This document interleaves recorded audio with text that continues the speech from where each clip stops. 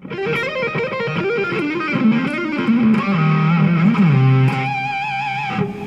Joe Satriani, and I'm going to show you 10 tips to make you a successful hot guitar player.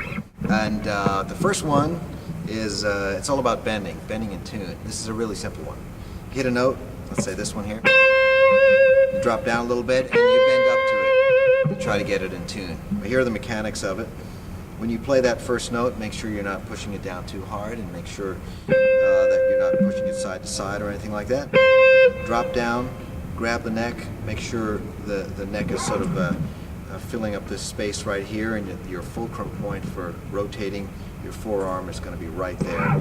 And you put your 3 fingers down on that string, 2 frets below the note you hit at the beginning, and bend up and try to get right there without any vibrato. And then maybe you can try adding different kinds of vibrato to your taste. Try it with other strings, like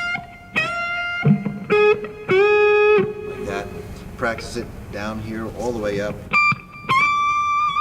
so you know exactly what it's supposed to feel like and what it's supposed to sound like, so you can bend it to it.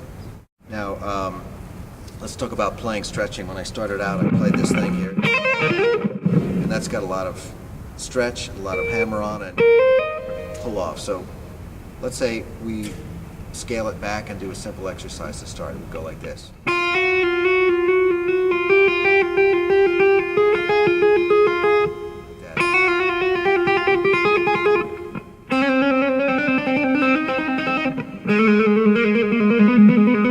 Now, a variation on that would be to stretch your first 2 fingers, your third,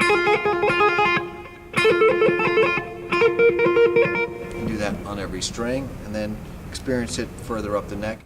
You combine that strength building with this kind of an exercise. And this. So you've got basically get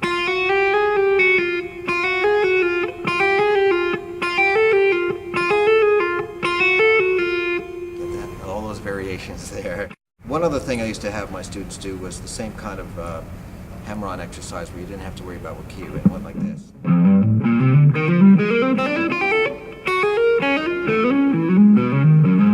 Just kind of get used to doing this.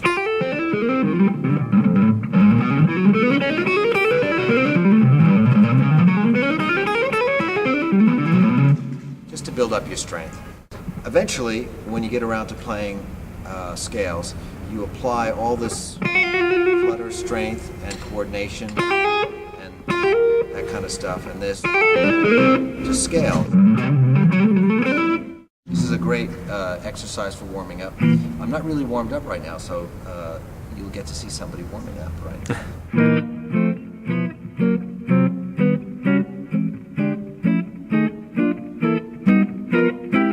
Do the same kind of thing on the first 4 strings.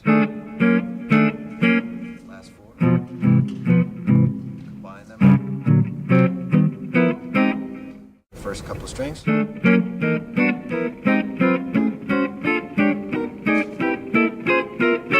of like a tongue twister for your fingers. It's a great way to warm up. I do this every night before a show. You can use any chord form to do it. You can use, let's say, these diminished chords.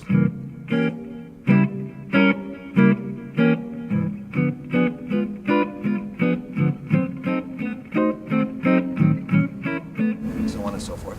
Again, the idea is to stay loose, work away any kind of tension, don't play if it hurts, and move with as much economy as you possibly can. That's the idea. Here's one that I used to like to do.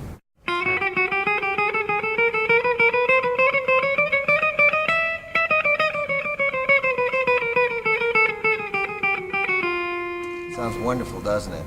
I learned this from a guitar player named Billy Bauer, famous jazz player.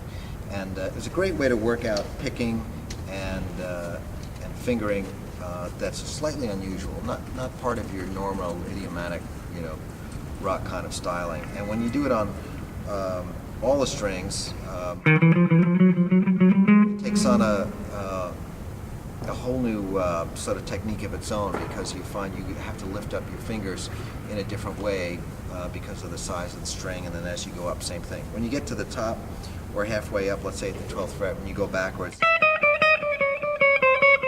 this whole movement like this here is essential, because it's really teaching you that there's lots of ways of getting fingerings to work out, even though they may look awkward. There's a way of getting it together where if you practice it enough, it becomes natural to you. Now, to get out of the box of doing scales in just 2 octaves and 3 octaves, something that I learned from Lenny Tristano, the great Lenny Tristano, was not to worry about the timing of when you're playing scales, but really just try to cover the entire neck. So let's say if you're doing this E major, you really wanted to see me play all the way up as far as it could go and all the way down. Didn't worry about timing or fingering. The idea is to be able to look down at this neck and really see every key that you want clearly laid out with any number of paths available to you. Another way of doing that would be maybe, let's say if you're practicing an E, is to let that low E ring. Keep hitting it as your pedal point. And try to improvise around the E major scale. Now if you don't know how to get around or visualize the whole neck, just sort of zone in on a couple of those 2 and 3 octave fingerings that you find in a book. Try to replace a couple of notes. You know what I mean? And then once you find those same notes everywhere, then you time together. So it's just like learning how phrases in different octaves fit on the guitar. You'd have to do the same thing with the other note phrases. 1, 2, 3, 1, 2, 3, 1, 2, 3, like that. And then slowly you start to put it together. I like the improvising method because it still keeps you in the creative mode. It keeps you out of that just practicing and not listening kind of style, which I don't really like.